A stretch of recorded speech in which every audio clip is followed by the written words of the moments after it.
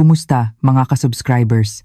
Ako ay isang babae na nakatira sa isang probinsya sa labas ng Maynila at malapit ng maging isang matagumpay na may-ari ng negosyo. Dahil sa pagtataksil ng aking dating asawa, ako ay naghiwalay at ngayon ay kasal na muli at namumuhay ng masaya. Nagsimula na ako ng panibagong buhay, pero ang dahilan kung bakit ako nagsusulat ng kwento ay dahil nakapaghiganti ako ng buong buo matapos kong magpakasal muli. Isang paghihiganti na hindi ko nagawa noong ako'y nakipaghiwalay. Ang aking nakakatuwa at nakakaginhawang kwento ng paghihiganti ay magsisimula na ngayon. Nagpakasal ako muli pagkalipas ng 3 taon mula nang ako ay maghiwalay. Kasal pa lang kami ng aking kasalukuyang asawa nang hindi pa umaabot ng 1 taon at nakatira kami sa bahay kung saan siya nakatira bago kami ikasal. Ngunit, paulit-ulit na sinasabi ng aking asawa na lumipat kami ng bahay. Mahal, lumipat na tayo ng bahay. Bagong kasal pa lang tayo at gusto kong manirahan ng masaya sa isang bagong bahay. Matagal na akong nakatira dito mag-isa kaya maraming lumang alikabok sa kung saan-saan at higit sa lahat gusto kong manirahan sa isang magandang lugar kasama ka. Sa totoo lang, maayos naman ang bahay kung saan nakatira ang aking asawa ngunit wala akong magawa dahil sa pilit niya. Kaya, nagsimula kaming maghanap ng bagong bahay para sa aming pagiging bagong kasal ayon sa kagustuhan ng aking asawa. Lumibot kami sa iba't ibang lugar at maraming ahensya ng real estate. At sa wakas, nakarating kami sa huling ahensya ng real estate na aming pinuntahan. Dahil buong araw na kaming nagtingin ng bahay, medyo pagod na ako kaya umupo ako sa sofa na parang nakahilata. Nagmamadaling umalis ang may-ari ng ahensya upang magtungo sa banyo bago bumalik ang aking asawa na nagpa-parking. Ako, na naiwang mag-isa, ay pumikit sandali. Ngunit naramdaman ko na may pumasok sa ahensya ng real estate. Akala ko ay ang aking asawa, kaya idinilat ko ang aking mga mata, ngunit hindi siya ang aking asawa. Oh, asawa nga, ngunit hindi ang aking kasalukuyang asawa. Tama, ang aking dating asawa ay nakaupo sa aking harapan. Ang dating asawa na nakakilala sa akin pagkapasok pa lang ay nakatingin sa akin. At nang idinilat ko ang aking mga mata, natural kaming nagkatitigan. Kung ako ang dating asawa, hindi ko man lang siya papansinin, ngunit pagkakita niya sa akin, agad niyang sinabi, "Hindi ka pa rin ba makaalis sa pag-upa ng bahay?" Ito ang una naming pagkikita pagkatapos ng aming paghihiwalay, at ang sinabi niya ay ganoon. Talagang wala siyang pinagbago. Noon, naghahanap kami ng bahay na bibilhin, ngunit sino ba ang dahilan kung bakit ako napilitang lumipat sa inuupahang bahay pagkatapos ng aming paghihiwalay? Dahil sa kanyang arogante at mayabang na ugali, napangiti na lang ako bilang tugon sa kanya. Nang makita niya ito, namalikmata ang aking dating asawa at muling nagsalita. "Nabaliw ka na ba? Bakit ka nakangiti ng ganyan? Nakakatakot." Naku, malas naman sa dinami-rami ng lugar. Dito pa tayo nagkita? Habang ang aking dating asawa ay patuloy na nagpapahayag ng masasakit na salita ng walang pagpipigil, bumukas ang pinto ng ahensya ng real estate at pumasok ang aking asawa. Ang aking mukha ay lumiwanag, ngunit ang mukha ng aking dating asawa ay nanigas. Ang nanigas na mukha na iyon ay ang ekspresyon na gustong-gusto kong makita sa mukha ng aking dating asawa noong kami ay naghihiwalay, at naisip ko, sa wakas, ngayon ko lang nakita ang ganoon. At kasabay nito, naalala ko ang aming buhay mag-asawa kasama ng taong iyon at ang aming paghihiwalay. Tatalakayin ko ang aking dating asawa. Hindi, dahil ito ay paggunita sa nakaraan, tatawagin ko siyang asawa. Umalis ako sa trabaho nang magpakasal kami ng aking asawa. Hindi ko ginusto na maging isang may bahay.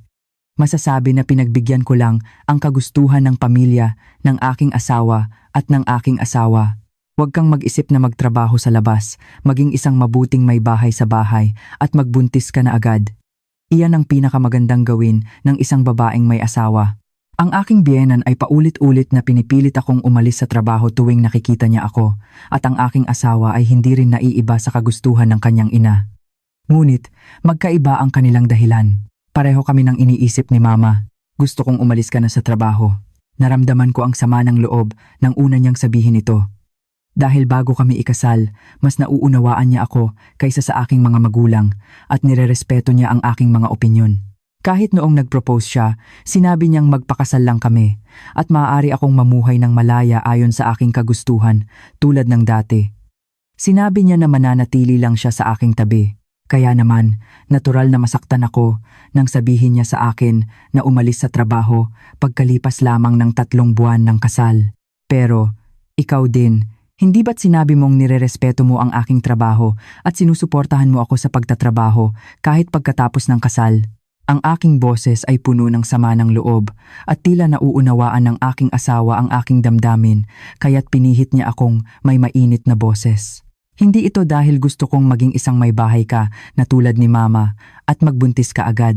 Gusto ko lang na makapagpahinga ka kahit kaunti. Matapos mong magtapos sa eskwelahan, agad kang nagtrabaho at hindi ka man lang nakapagpahinga ng maayos hanggang ngayon. Palagi akong naaawa sa iyo dahil doon. Ngayon, ako ang iyong asawa at tagapagtanggol, kaya magpahinga ka sa trabaho at mamuhay ng malaya, gawin mo ang lahat ng gusto mo. Naramdaman ko ang labis na damdamin. Nang malaman ko na ganoon niya ako pinahahalagahan, hindi ko na matanggihan ang kanyang kagustuhan. Umalis ako sa trabaho ayon sa payo ng aking asawa at ganoon ako naging isang may bahay. Hindi naman naging mahirap ang aming pamumuhay. Ang aking asawa ay may negosyo at sapat ang kanyang kinikita para sa aming pang-araw-araw na pangangailangan kaya wala kaming problema sa pera. Sa simula, ngunit lumipas ang panahon. At kasabay ng paglipas ng panahon, nagbago rin ang aking asawa na akala ko'y hindi magbabago. Sa simula, maayos niyang ibinibigay ang aking allowance, ngunit nagsimula na siyang magreklamo. Yung allowance na ibinibigay ko, kailangan mo ba talagang gastusin lahat ng iyon? Hindi mo ba kayang bawasan?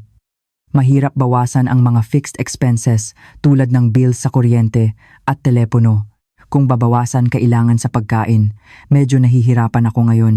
Kaya, bawasan mo ang gastos sa pagkain. Kung lalaktawan mo ang tanghalian, malaki ang mababawas sa gastos sa pagkain. Simula ngayon, isipin mo na nagda-diet ka at maglaktaw ka. Nag-iisa lang akong kumakain sa tanghalian, kaya gaano kalaki ang ihahanda ko.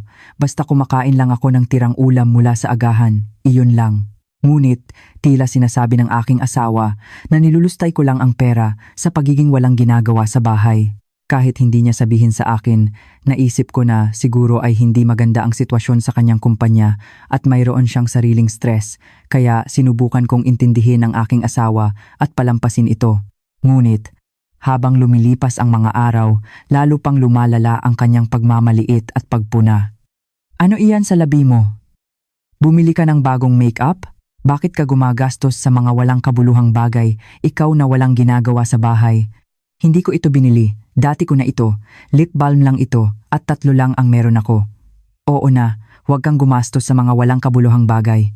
Tila nakalimutan mo kung gaano kahirap kumita ng pera dahil sa pagiging walang ginagawa mo sa bahay, kaya uulitin ko. Hindi automatikong lumalabas ang pera sa pagpasok lang sa trabaho. Huwag mong kalimutan na pinaghihirapan ng iyong asawa ang lahat para bigyan ka ng allowance habang ikaw ay walang ginagawa sa bahay. Hindi rin ako isang anghel kundi isang tao, kaya lalo akong nagalit sa pagmamaliit ng aking asawa. Bumababa rin ang aking self-esteem. Kaya, hindi ko na kinaya at sinabi kong babalik ako sa trabaho. Saktong-sakto, nakatanggap din ako ng tawag mula sa kumpanya kung pupwede pa akong bumalik, kaya naisip kong ito na ang pagkakataon. Nahihirapan din ako. Hindi ko naman ginusto na umalis sa trabaho at manatili lang sa bahay. Ikaw ang nagsabi na magpahinga ako. Sinabi mo na magpahinga ako at mamuhay ng malaya, gawin ang lahat ng gusto ko. Ngayon, bakit ka nagrereklamo tungkol sa pera? Paano ako mamumuhay ng malaya at gagawin ang lahat ng gusto ko? Ngayon, nasasakal ako. Kalayaan ba ang hindi makagastos ng kahit ilang sentimo? Kailan ko sinabi na huwag kang gumastos ng kahit ilang sentimo? Binibigyan kita ng allowance para gastusin mo ng ayon sa iyong kagustuhan. Ang ibig kong sabihin, matuto kang magtipid. Hindi ako makabili ng kahit ano, ng maayos. Kalayaan ba iyon? Tama na. Babalik na rin ako sa trabaho. Kikita ako ng pera, kaya huwag mo nang isipin na magreklamo pa sa akin tungkol sa pera. Dahil sa matinding panggigipit niya tungkol sa pera, akala ko ay papayag siya kaagad kapag sinabi kong babalik ako sa trabaho. Ngunit taliwas sa aking inaasahan, nagalit pa ang aking asawa at tinutulan ang aking pagbabalik sa trabaho. Ano ang pagbabalik sa trabaho? Ano ang gagawin mo sa labas kung magtatrabaho ka? Ayoko talaga, kaya manatili ka sa bahay at mabuhay sa allowance na ibinibigay ko. Naiintindihan mo ba? Anong ginagawa ko? Magtatrabaho lang ako. Kung ayaw mo talaga, wag mo akong awayin tungkol sa pera. Hindi ako naglulustay ng pera at nagtitipid ako. Kaya huwag mo akong tratuhin na parang isang babae na gumagastos ng ₱1,000,000 kada buwan. Sinabi ko na kung hindi niya papayagan ang aking pagbabalik sa trabaho, huwag na niya akong sisingilin tungkol sa pera at napilitan ng aking asawa na pumayag. Pagkatapos noon, hindi man ito lubusang nagbago, ngunit sinubukan ng aking asawa na maging mas maingat sa kanyang mga salita. Ngunit nanatili pa rin ang kanyang pagmamaliit at masasakit na salita at patuloy akong nasasaktan sa loob. Dagdag pa rito, hindi ako nabubuntis hanggang sa ika-4 na taon ng aming kasal. Sinabi naman na wala akong anumang problema sa katawan. Dahil sa sitwasyon na ito, matindi rin ang panggigipit na natatanggap ko mula sa aking biyenan. Ano ang gagawin mo kung hindi ka man lang makabuntis habang walang ginagawa sa bahay? Ang mga manugang sa ibang bahay ay nakakapanganak pa rin ng 2 o 3 kahit nagtatrabaho. Kahit sabihin na sapat na ang 1, 2 o 3 pa rin ang ipinapanganak, ngunit ikaw, kahit na sinabi na magbuntis ka lang habang nagpapahinga sa bahay, hindi mo pa rin magawa, kaya ano ang gagawin mo? Nahihirapan ako sa lahat ng aspeto, nang walang anumang nakakatuwa. Nagsimula akong ayusin ang mga bagay na kaya kong ayusin. Una, nagpasya akong hilahin ang aking asawa sa ospital kahit ayaw niyang pumunta. Kinabukasan, sa oras ng tanghalian, pumunta ako sa harap ng opisina ng aking asawa nang hindi nagpapaalam. Saktong-sakto, lumabas ang aking asawa kasama ang kanyang mga kasamahan sa trabaho. Akma akong susugod sa aking asawa, ngunit nagpaalam siya sa kanyang mga kasamahan at mabilis na lumiko sa ibang direksyon. Sa tingin ko, baka gusto niyang kumain ng mag-isa dahil ayaw niyang abalahin ang kanyang mga kasamahan, kaya sinundan ko siya. Ngunit sa kanto ng eskinita, may isang babaeng naghihintay sa aking asawa. Ang aking boses na tatawagin sana ang aking asawa ay biglang nawala at hindi ko namalayan na nagtago ako at pinanood ang dalawa. Ang dalawa na nagkita na may ngiti sa labi ay nagyakapan ng buong pagmamahal, tila sina Romeo at Juliet. "Honey, bakit ang tagal mo? Sabi mo, lalabas ka bago magtanghalian. Pasensya na." Biglang tumawag ang boss ng isang mahalagang kliyente, kaya ayun, oras na ng tanghalian. "Tara na! Gutom ka na, di ba? Bibilhan kita ng masarap na pagkain." "Ganun ba? Mamaya sa gabi, pupunta ka sa bahay, di ba? Pwede ka bang matulog doon?" "Siguro mahirap na matulog doon. Medyo hindi maganda ang sitwasyon sa bahay ngayon. Sa halip, sasamahan kita hanggang hating gabi, kaya pagtiisan mo muna ngayon. Malinaw na pagtataksil ito." Ang kanyang sinabi na ano ang gagawin mo sa labas kung magtatrabaho ka ay kumirot sa aking puso. At naisip ko na siya pala ang gumagawa ng ganoong klaseng kalokohan sa labas, kaya pala niya nasabi iyon. Kumukulo ang aking dugo at gusto kong tumakbo agad sa kanila at sumigaw o kahit man lang ay hawakan ang kanilang kwelyo, ngunit pinigilan ko ang aking sarili at kinuhaan ng litrato ang kanilang matamis na sandali gamit ang aking cellphone. At lihim ko silang sinundan at kumuha pa ng ibang litrato. At nang makauwi ako sa bahay, doon na ako naiyak. Naawa ako sa aking buhay na buong puso kong inalay hanggang ngayon. Mas masakit pa ang pagtataksil ng aking asawa kaysa sa aking pagkadurog na pagkatao sa loob ng 4 na taon. Nang gabing iyon, umuwi ang aking asawa ng hating gabi. Marahil ay galing sa magandang oras kasama ang kabit, tulad ng aking narinig. Pinigilan ko ang aking galit at nagtiis. At kinabukasan, nagsimula akong makipag-usap sa isang abogado at nang gabing iyon, may hindi inaasahang dumating sa aming bahay. Ito ay ang aking biyenan. Tila hindi pa sapat ang kanyang panggigipit sa akin tungkol sa pagbubuntis, kaya personal niya akong pinuntahan upang pilitin akong magbuntis. At pumasok din ang aking asawa kasama niya. "Sigurado ka bang nagpapa-check up ka sa ospital? Hindi mo ba ako niloloko? Ang ibig kong sabihin, wala ka namang problema sa katawan, hindi mo kami niloloko na parang walang problema?" Napakakatuwa na ang kanyang anak ay nangangaliwa sa labas, ngunit hindi niya alam iyon at ang manugang lang ang kanyang sinisisi. Lalo akong nagalit dahil ang dahilan ng kanyang pang-aapi ay ang pagbubuntis. Dahil nag-uusap na ako sa abogado para sa aming paghihiwalay, hindi ko na kailangan pang pigilan ang sarili ko sa kanilang mga pagmamaliit. Nagsimula akong sumagot sa aking biyenan habang nakatayo at nakapamaywang at direktang nakatingin sa kanyang mga mata. Patuloy pa rin akong nagpapa-check up sa ospital, ngunit ayaw namang pumunta ng anak niyo, inay, kahit sabihin kong pumunta. Hindi naman ako nag-iisa ang magkakaroon ng anak, at paano ako magbubuntis kung ayaw pumunta ng anak niyo. Kaya, huwag niyo akong sisihin, kundi sabihin niyo sa inyong anak. Hindi niyo ba kayang kumbinsihin ang inyong asawa, kaya sa akin niyo ipinapasa? Kailan ka pa ikinasal, bakit hindi mo pa rin kayang impluwensyahan ang iyong asawa? Oo nga, ngunit anak niyo po siya, inay. Walang makakapigil sa kanyang katigasan ng ulo. Sumusuko na ako, kaya kung gusto niyo talagang magkaroon ng apo, kumbinsihin niyo muna ang inyong anak. Dahil sinabi na ako ay malusog, kung may problema sa aming dalawa, ang anak niyo po iyon, inay, at kung gayon, hindi ba't ang anak niyo ang dapat pumunta sa ospital sa lalong madaling panahon? Sinasabi mo bang may kapansanan ng aking anak? Paano ka naglakas loob na sabihin ang ganoong klaseng bagay sa aking anak? Hindi ba't dahil kayo po ang unang nagduda sa akin, kaya ko rin nasasabi ang ganitong mga salita? Kaya, wag niyo po akong bastusin. Hindi ba't may kasabihan na kung anong bukang bibig mo, iyon din ang babalik sa iyo? Dahil hindi ko masabi na nangangaliwa ang kanyang anak, binalik ko lang ang kanyang sinabi upang inisin siya at napakabilis ng reaksyon ng aking biyenan. Namula ang kanyang mukha at nagsimulang manginig ang kanyang katawan. Pagkatapos, tila gusto niyang patunayan na puro kalokohan ang aking sinasabi kaya't sinabi niya ito sa aking asawa. Narinig mo ba ang lahat ng sinabi ko? Pumunta ka agad sa ospital bukas. Patunayan mo na walang kapansanan ng aking anak para tumahimik ang mayabang na iyan. Ngunit ang aking asawa na walang pakiramdam ay hindi nakaintindi ng sitwasyon at nagpakita ng pagkaayaw habang umiiwas. Ospital? Ayoko pumunta. Alam ko ang katawan ko. Malusog ako. Talaga ba?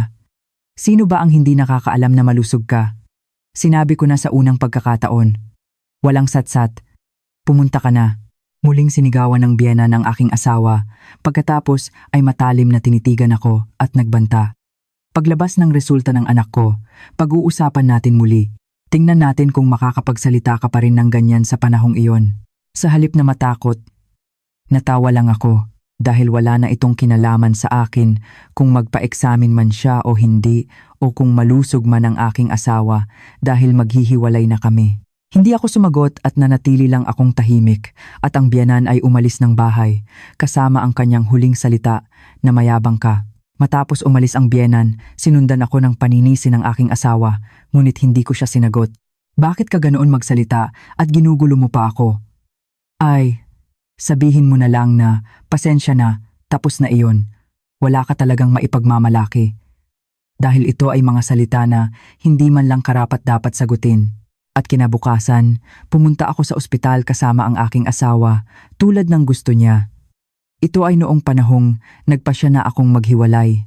Ayoko sanang pumunta sa ospital, ngunit naisip kong baka magtaka siya kung hindi ako pupunta, kaya sumama ako sa kanya. Masusing inilihim ko ang paghihiwalay at inihanda ang lahat ng maayos, ngunit hindi ito nangyari ayon sa aking plano. Nang magsimula ang kaso ng paghihiwalay, halos wala na akong makuhang ari-arian mula sa aking asawa. Ang bahay na aming tinitirhan ay nakapangalan sa kanyang ina, kaya hindi ito kasama sa paghahati ng ari-arian. At tila nilipat na ng aking asawa ang kanyang mga ari-arian 5 buwan bago ang aming paghihiwalay, na parang handa na siya. Ibig sabihin, wala siyang maibibigay na ari-arian sa akin. Ang tanging nakuha ko ay ang kaso laban sa kabit at ang sustento na kasama nito. Kahit iyon, hindi ko rin nakakuha ng malaki dahil nagkunwari siyang nagsisisi sa korte at umiyak pa. Matapos ang desisyon sa diborsyo, hindi ko pa rin makalimutan ang ngiti at mga salita ng aking dating asawa. Ganoon nagtapos ang aking 4 na taon sa impyerno sa pamamagitan ng pagtanggap ng kaunting sustento.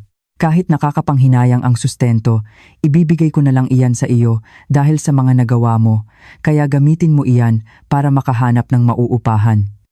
Hindi ba't makakahanap ka naman ng mumurahing apartment na inuupahan? Sa pagkakita sa aking dating asawa na walang pagsisisi hanggang sa huli, hindi ko inisip na mag-apela muli upang hanapin ang lahat ng nakatagong ari-arian. o ilabas sa publiko ang kanyang pagtataksil upang sirain ang kanyang reputasyon.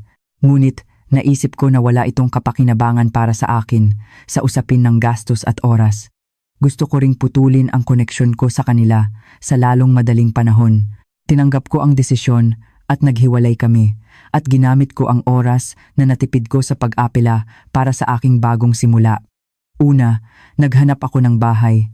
Dahil kaunti lang ang pera ko, kailangan kong maging masaya kahit sa inuupahan lang na apartment. Matapos makahanap ng matitirhan, nagtrabaho ako. Hindi ako nakabalik sa dating kumpanya, ngunit nakapasok ako sa isang maliit na kumpanya. Maliit man ang kumpanya, ngunit matatag ito at isa itong magandang kumpanya kung saan maaari akong magtrabaho habang buhay. Marami akong alalahanin kung magagawa ko bang magtagumpay na ang tanging hawak ko matapos ang paghihiwalay at pagkawala ng karera ay ang sustento. Ngunit sa tingin ko, binigyan ko ang aking sarili ng maraming pag-comforts at papuri tuwing gabi dahil mas mahusay akong gumawa kaysa sa inaasahan ko. Ito ay naging isang malaking kaginhawaan at tulong para sa akin at mas masigasig akong nagtrabaho kaysa sa sinuman sa kumpanya. Umalis ako ng bahay papunta sa kumpanya ng madaling araw at umuwi ako ng pinakahuli upang bumawi sa nawalang oras. Kinailangan kong maging malusog para sa trabaho kaya nagdadala ako ng baon para sa agahan. Ngunit mula sa isang punto, ang aking boss ay nagsimula na ring pumasok ng maaga.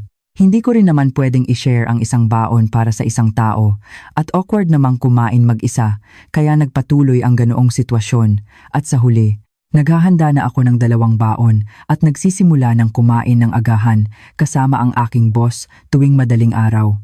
At pagkatapos, kung umuwi ako ng gabi, kinakain ko ang pagkain na binili ng aking boss. Ganoon, nang hindi sinasadya, nakasama ko ang aking boss sa pagpasok at pag-uwi sa trabaho at nakasama ko rin siya sa pagkain ng 3 beses sa isang araw. Natural na nagkalapit kami at isang araw, nagtapat ng pag-ibig ang aking boss. Hindi ko man lang inisip na magpakasal muli, kaya natural na tinanggihan ko siya, ngunit pagkatapos ng 3 beses niyang pagtatapat, naging magkasintahan kami at ngayon ay mag-asawa. Ngayon, sinubukan kong kalimutan ang lahat ng nakaraan at ang masamang damdamin ng pagkamuhi sa isang tao at mamuhay ng masaya dahil wala akong makukuha sa pagkapit sa nakaraan at pag-iyak. Ganoon ako nagpasya at nagpakasal muli, ngunit doon ko nakita ang aking dating asawa. Ang aking dating asawa na nakakita sa aking kasalukuyang asawa sa ahensya ng real estate ay tinitigan siya ng may matigas na mukha, ngunit agad na ngumiti ng pangnegosyo at tumakbo sa aking asawa. Ang kanyang ugali sa akin ay natural na nawala at nagsalita siya ng nakayuko, tila handa ng gumapang sa lupa. "Sir, anong ginagawa niyo rito? Naghahanap po ba kayo ng bahay?" "Naghahanap din po ako ng bahay. Anong pagkakataon, hindi ba?" "Hindi kaya tadhana ito. Pagkakataon lang ito. Sa ngayon, dahil naghahanap ako ng bahay at nililibot ko ang lahat ng ahensya ng real estate, hindi na nakakagulat na makakita ng kakilala." "Ah, ganun po ba? Ay, sa totoo lang, dapat may order na, pero wala pa rin. Hindi naman po siguro kayo makikipag-ugnayan sa ibang kumpanya, di ba? Sa pagkakataong ito, sisiguraduhin naming maibibigay namin ang tamang delivery, kaya bigyan niyo lang po kami ng isa pang pagkakataon." Narinig ko na ang kumpanya ng aking dating asawa ay nagde-deliver sa kumpanya ng aking asawa at tila malaki ang kanilang pagdepende. Ngunit, tila pinaplano ng aking asawa na putulin ang kanilang transaksyon at hindi na siya umorder pa pagkatapos ng huling delivery. Naalala ko na sinabi ng aking asawa kamakailan lang, "Mga 6 na buwan na ba? May kumpanya kaming katransaksyon at sa simula, maayos naman silang sumusunod sa schedule at maganda ang gawa ng kanilang produkto, ngunit nitong huli, naging napakagulo na. Hindi dapat ganoon. Kung hindi sila makasunod sa deadline, dapat man lang ay maayos ang gawa ng produkto. Kailangan nang putulin ang transaksyon sa ganoong kumpanya, baka masira lang ang reputasyon ng kumpanya natin." Tama, dapat ganoon. Kahit na parang malaki ang epekto sa kanila kung puputulin ang transaksyon ng ating kumpanya, sinubukan kong magtiis. Ngunit tama, dapat ganoon. Kahit na parang malaki ang epekto sa kanila kung puputulin ang transaksyon ng ating kumpanya, sinubukan kong magtiis, ngunit pagkatapos kong marinig ang iyong sinabi, tila hindi ito ang panahon para isipin ang kapakanan ng iba. Sa pagkakataong ito, matapos ang huling order, hindi na ako mag-order muli. Ang magulong kumpanyang iyon ay ang kumpanya pala ng aking dating asawa. Sabi nga, ang mundo ay malawak ngunit maliit din at nakakagulat kung paano kami nagkasalubong sa ganitong paraan. Ngunit, ang pagkabigla na iyon ay panandalian lamang. Naisip ko na baka ito ay pagkakataong bigay ng langit. Isang paghihiganti para sa akin na sumuko ng walang anumang paghihiganti noon upang makaganti na ngayon ng maayos. Naisip ko na hindi ko dapat manatili lang na nakaupo at nanonood sa kanilang dalawa. Tumayo ako, agad na lumapit sa aking asawa, inakbayan siya, at personal kong ipinakilala ang aking dating asawa. Mahal, kilala mo ba ang taong ito? Oh, ang boss namin. Kilala mo rin ba? Oh, magpakilala kayo? Ito ang aking dating asawa. Bakit? Ang dating asawa na sinasabi kong nangaliwa kaya kami naghiwalay. Ang mukha ng aking kasalukuyang asawa ay nagulo nang malaman niya ang pagkatao ng aking dating asawa. Dahil nang tinanggihan ko ang proposal ng aking asawa, ipinaliwanag ko sa kanya ang lahat tungkol sa aking buhay may asawa, sa aking dating asawa at kung paano kami naghiwalay. At sinabi kong ayoko nang magpakasal muli o makipag-date. Sinabi ko na kinasusuklaman ko ang mga lalaki. Tila naalala niya ang mga panahong hirap na hirap siya dahil hindi ko siya tinanggap noon. Dagdag pa rito, nang malaman niyang ito ang taong labis na nagpahirap sa akin, lalo pang lumaki ang kanyang galit. Nang makita ng aking dating asawa na nagiging nakakatakot ang mukha ng aking kasalukuyang asawa, mas lalo siyang yumuko. Tila alam niya ang kanyang mga kasalanan, hindi siya makatingin ng diretsyo at nagsimulang magmadaling humingi ng tawad sa akin. Kayo pala, hindi ko alam na kayo pala ang misis ng boss. At kanina, naging masyado akong masama sa aking pananalita. Sana, isipin niyo na lang ang nakaraan at kalimutan niyo na ito, na parang tinulungan niyo lang ang isang taong nahihirapan. Talagang pasensya na po. Ang aking dating asawa na patuloy na yumuyuko at humihingi ng tawad ay tumakbo palayo bago pa man kami makapagsalita ng aking asawa. Sa pagkakita sa ekspresyon ng aking asawa, tila handa na siyang sabihin na puputulin na ang transaksyon doon mismo, kaya tila tumakas siya bago pa niya marinig iyon. Sa ganoong paraan, makapaghihintay pa siya ng mga pagkakataon sa hinaharap. Ang dating asawa na tumakas ay walang kahihiyang nakipag-ugnayan sa akin. Alam ko na wala akong mukhang ihaharap, pero sana naman tulungan mo ako. Pakisabi sa asawa mo na ipagpatuloy ang transaksyon sa aming kumpanya. Narinig ko na sikat ka sa iyong asawa, kaya susundin niya ang lahat ng sasabihin mo, di ba?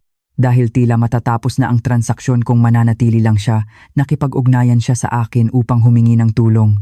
Hindi ba't napakabobo niya? Pagkatapos niyang itago ang lahat ng ari-arian, bigyan ako ng kaunting sustento at itaboy ako. Inakala niyang pagbibigyan ko ang ganoong klaseng pakiusap. Sa simula, gusto ko lang siyang tanggihan agad sa tawag na iyon upang maramdaman niya ang kapaitan. Ngunit patuloy na nagsumamo ang aking dating asawa ng buong detalye. Bakit sa tingin mo ay may karapatan kang humingi ng ganitong pakiusap sa akin? Sa tingin mo ba ay mayroon pa ring koneksyon sa pagitan natin? Magising ka. Tayo ay magkaaway. Magkaaway. Huwag mo naman akong ganyanin. Tulungan mo ako. 4 na taong gulang na ang anak ko. Walang kasalanan ang bata. Gusto kong palakihin ang anak ko ng maayos. Ayoko sanang sabihin ito, ngunit ang babaeng iyon ay sobrang magastos, kaya nahihirapan ako ngayon. Kung mapuputol ang transaksyon ito, kailangan naming isara ang kumpanya. Nagulat ako. Kung babalikan ang nakaraan, sa panahon na kami ay naghihiwalay, buntis na pala ang kabit. Nangaliwa siya kaya kami naghiwalay. Ngunit ang pagkakaroon ng bata sa kanyang sinapupunan ay isa pang pagkabigla para sa akin. Nagtaka ako kung bakit ang aking dating biyenan na akala ko'y tutol sa paghihiwalay hanggang sa huli ay walang sinabi tungkol dito at mayroon pala siyang dahilan. Dagdag pa rito, dahil lalaki ang anak, tila lumipad sa langit ang kabit. Kahit noong panahon ng kaso, suot niya ang mga mamahaling gamit at matapos niyang manganak ng lalaki, tila lalo pang lumala ang kanyang pagiging magastos. Ang kumpanya na dating maayos ay nahirapan at lumala ang kanilang sitwasyon sa buhay kaya tila nagmamadali sila. Sa pagkakita na humihingi na siya ng tulong at sinasabi pa ang ganoong mga bagay. Teka lang, titingnan ko muna ang sitwasyon at itatanong ko. Malinaw na sinabi ko na itatanong ko lang. Huwag mo akong sisihin kung hindi ito matutuloy. Natural lang. Bakit kita sisisihin? Sabihin mo lang ng maayos. Pakiusap, talaga bang balak kong tulungan siya? Naawa ba ako sa kwento ng aking dating asawa? Hindi, hindi. Nag-antay lang ako sandali upang lalo pa siyang inisin. Kaya ng inaasahan ko. Tila naiinip ang aking dating asawa at araw-araw siyang nagte-text. Nabanggit mo na ba? Anong sabi ng asawa mo? Talagang nagmamadali na ako. Sagutin mo naman ako kahit ano. Maghihintay ako. Maaari ba akong umasa sa magandang balita? Ganoon ko pinahirapan ang aking dating asawa sa loob ng 1 linggo. At nang tamang-tama na siya ay naiinip na, tinawagan ko ang aking dating asawa. At sa masiglang boses, sinabi ko, sinubukan kong sabihin ng maayos, ngunit ano ang gagawin ko? Ayaw na talaga ng aking asawa na makipagtransaksyon sa kumpanyang iyon. Hindi lang iyon ang aking kagustuhan. Tulad ng nabanggit ko kanina, gusto na talaga ng aking asawa na putulin ang transaksyon sa kumpanya ng aking dating asawa at nagtanong din ako muli para lang makasiguro. Kaya agad na sinabi ng aking asawa na ayaw niya at sinabi, kahit na napakagaling nila sa trabaho at malaking problema sa akin kung wala ang kumpanyang iyon, kung iisipin ang ginawa niya sa iyo, puputulin ko ang transaksyon ng walang pag-aalinlangan. Kung ganoon ang kanilang trabaho. Anong transaksyon? Walang recontracting. Dahil sa ganitong sitwasyon, nagawa ko ring inisin ang aking dating asawa ng walang pag-aalinlangan. Gaya ng inaasahan ko, ang aking dating asawa ay umaasa ng positibong sagot, ngunit nang sabihin kong hindi, tila sabay na lumabas ang pagkadismaya at galit sa kanya at nagsimula siyang sumigaw. Ano? Nagbibiro ka ba? Kung hindi pwede, sana sinabi mo na agad. Pinahirapan mo ako ng 1 linggo, tapos ngayon sasabihin mong hindi pwede? Naghihiganti ka ba sa akin? Ano? Hindi mo ba naiisip na napakababa naman ng ganitong paghihiganti sa pagiging iniwan? Hoy, kung maghihiganti ako sa iyo, hindi ko ito gagawin ng ganito kasimple, kundi mas matindi at maayos, di ba? Gaano karami ang ginawa mo sa akin? Hindi ito paghihiganti. Ito ay resulta lamang ng pagiging napakaliit ng trabaho ng iyong kumpanya. Hindi sila sumusunod sa deadline. Magulo ang kanilang produkto. Dagdag pa rito, niloloko nila ang presyo. Pagkatapos ng lahat ng iyan, hindi mo ba naiisip na pagnanakaw ang umasa na mananatili ang transaksyon? Ano? Ganoon pala ang sinabi ng boss? Ginawa ko na ang lahat para sa kanilang produkto tapos gaganyanin niya ako? Hindi ito tama. Sa tingin mo ba ay mananahimik lang ako? Gawin mo ang gusto mo. Hindi ako natatakot. Ang aking dating asawa ay labis na galit at nagsimulang magbanta at sinabi ko lang ang gusto kong sabihin at pinutol ang tawag. Pagkatapos noon, blinak ko na ang lahat. Marami akong sama ng loob at marami akong pwedeng gawin, ngunit doon lang ako magtatapos. Ang pinakamalaking problema ay ang pamumuhay at nagpasya akong tapusin na ito sa pamamagitan ng pagiging kontento na naputol ko ang kanyang pamumuhay sa tulong ng aking kasalukuyang asawa at ako. Sa isang banda, ito ang huling kabutihang loob na ibinigay ko sa aking dating asawa. Ngunit nilapastangan niya ang kabutihang loob na ito. Inimbestigahan niya ako, nalaman ang aking address at pinuntahan ako sa bahay nang wala ang aking asawa. At hindi lang siya mag-isa. Kasama pa niya ang aking dating biyenan at ang kabit. Nang makita ko ang 3 tao ng sabay-sabay, pakiramdam ko ay bumalik ako sa nakaraan. Sa mga sandali na bawat minuto at segundo ay puno ng kawalan ng katarungan at hirap. At kasabay nito, naisip ko, alam ba ng mga taong ito kung gaano karami ang nalalaman ko bago sila pumunta rito? Kung bubuksan ko ang aking bibig dito, magkakagulo ang lahat. Ngunit, ang 3 taong hindi nakakaalam ng aking damdamin ay sabay-sabay na naglabas ng galit sa akin. Sino ka para sirain ang kumpanya ng asawa ko? Ngayon na nakahanap ka ng asawa na may kakayahan, ipinagyayabang mo na ang iyong kapangyarihan. Alam mo ba na dahil sa iyong masamang bibig, maraming tao ang maghihirap? Noong sinabi mong maghihiwalay ka, pinayagan kita ng walang pag-aalinlangan. Dapat pasalamat ka na at manahimik. Ngayon, ano ang paghihiganti na ito? Bakit mo ito ginagawa sa akin ngayon? Nakuha mo na ang sustento, tapos na ang usapan. Bakit ka ganyan mag-asal? Napakababaw. Nag-alala ako kung baka lahat sila ay may delusional disorder. Tiningnan ko ang 3 tao isa-isa at malinaw na sinabi sa kanila, Hoy, hindi mo ba alam na kahit 100 taon ang lumipas, hindi ka dapat magtaas ng boses sa harap ko? Sino ka, isang kabit, para magsalita ng malakas sa harap ko? At tita, hindi mo ba alam na ang dahilan kung bakit mo ako pinayagang maghiwalay noon ay hindi dahil sa akin, kundi dahil may bata na sa tiyan ng kabit na iyan?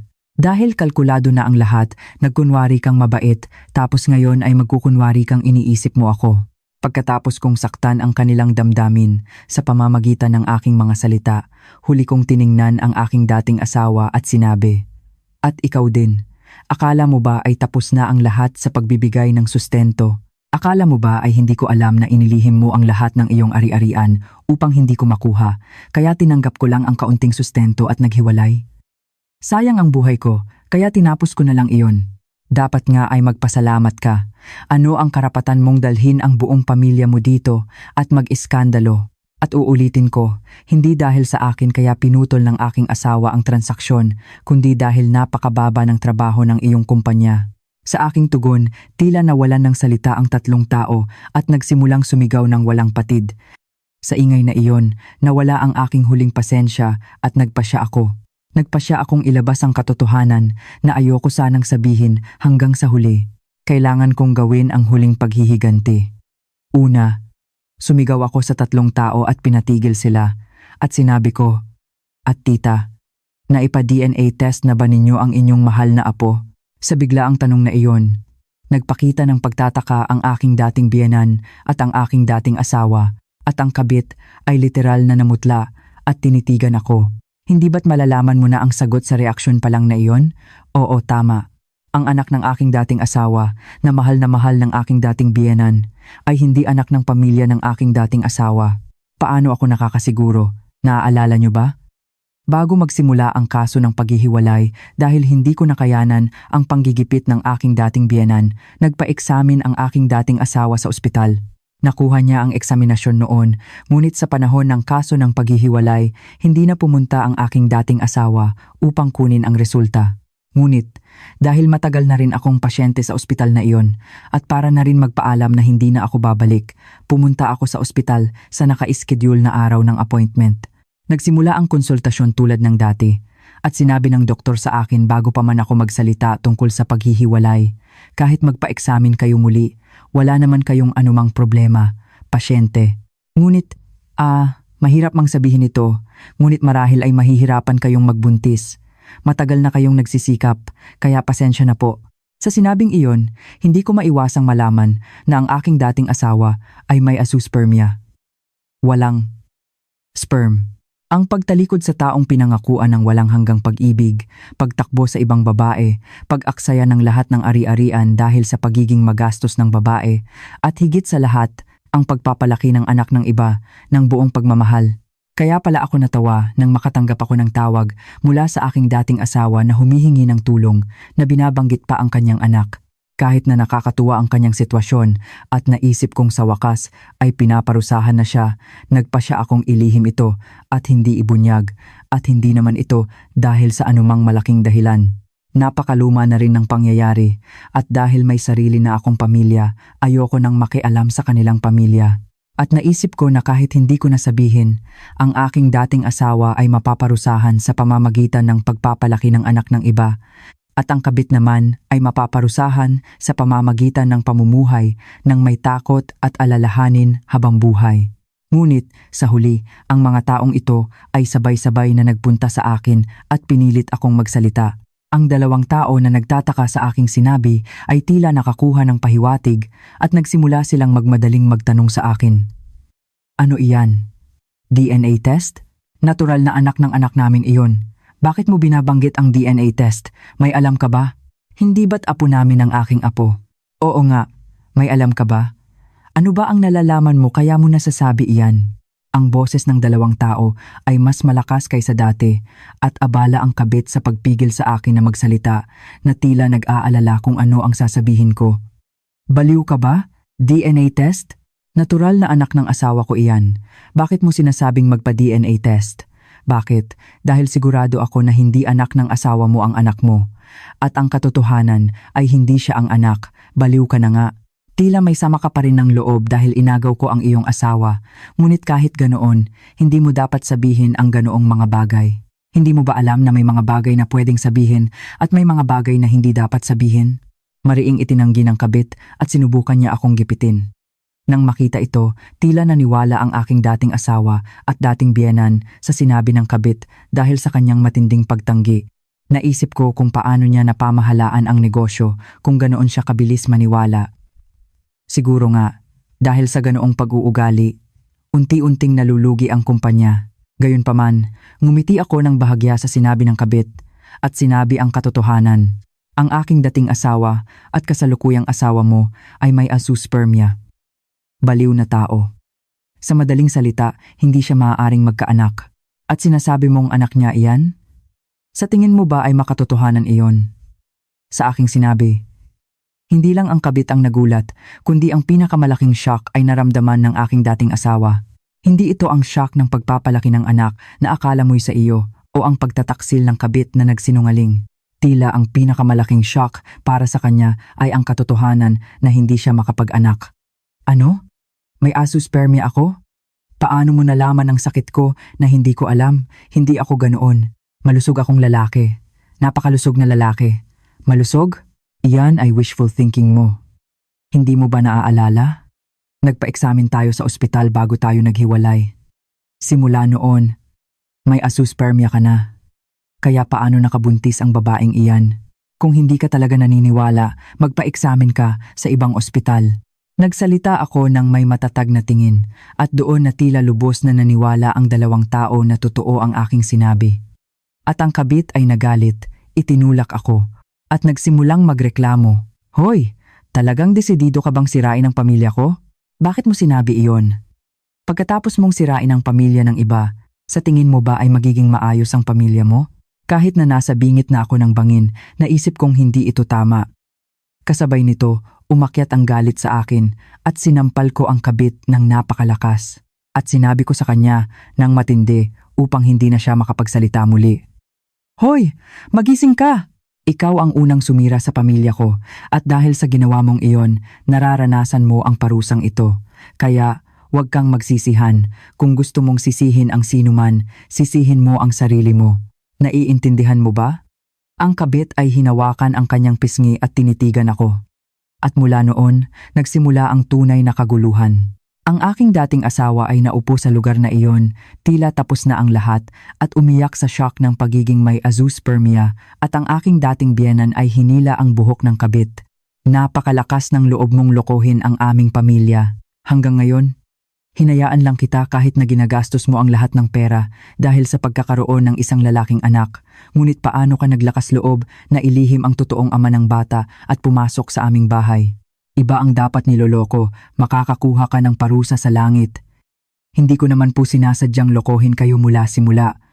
Akala ko talaga ay anak siya ng asawa ko, kaya ako nagpakasal. Ngunit, ano ang magagawa ko kung nalaman ko na?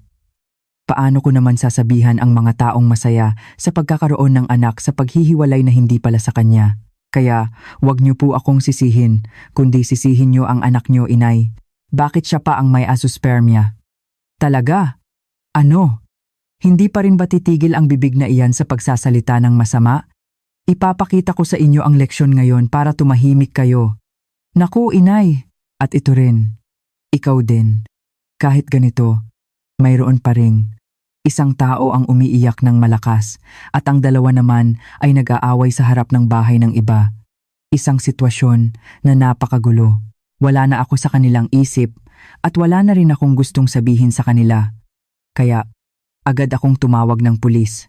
Pagkalipas ng halos 10 minuto, dumating ang mga pulis at sinubukan nilang kumbinsihin sila sa simula. Ngunit, tila nakapasok na ang 3 tao sa kanilang sariling mundo at ayaw nang lumabas at sa huli, hinila sila palayo. Nang gabing iyon, matapos ang gulo, umuwi ang aking asawa mula sa trabaho at nang marinig niya ang aking sinabi, nagalit siya ng labis. Ano? Talagang nabaliw na ba ang taong iyon? Ano ang karapatan niyang pumunta dito at mag-iskandalo? Ayos ka lang ba? Wala ka bang sugat? Ayos lang ako. Masakit lang ang kanilang mga salita. Hindi naman sila nanakit. Ang buhok lang ng babaeng iyon ang hinila. Ngunit ang nasaktan ang iyong damdamin ay nasaktan pa rin. Hindi ito pwede. Kailangan nating siguraduhin na hindi na siya makakabangon muli. Sinubukan kong pigilan siya. Sinabi kong sapat na ang ginawa ko. Ngunit ang aking asawa, na galit, ay sinabi na sa pagkakataong ito ay susundin niya ang kanyang kagustuhan. Hindi ko na rin siya napigilan. Pagkatapos noon, nakipagkita ang aking asawa sa mga kapwa niya may-ari ng negosyo sa parehong industriya at ibinunyag ang lahat tungkol sa aking dating asawa. Sinasabi na bago pa man niya matapos ang kanyang kwento, nagrereklamo na ang mga may-ari ng negosyo kung gaano kadalas magkamali ang kumpanya ng aking dating asawa. Marami rin ang nagsabi na ayaw na nilang makipag-ugnayan sa kanya at mayroon ding mga may-ari ng negosyo na hindi na rin nakikipag-ugnayan sa kanya dahil sa kanyang masamang pag-uugali. Ganoon, nalugi ang kumpanya ng aking dating asawa at nagkawatak-watak ang kanilang pamilya. Sinasabi na agad siyang nagpa-DNA test matapos siyang makalaya mula sa istasyon ng pulisya. Talagang umasa siya sa 1% posibilidad at nagdasal siya habang nagpa-eksamin, ngunit ang resulta ay hindi tugma gaya ng inaasahan. Ang kabit ay pinatalsik kasama ang kanyang anak mula sa lugar na iyon at ang aking dating biyenan ay nawalan ng malay dahil sa shock.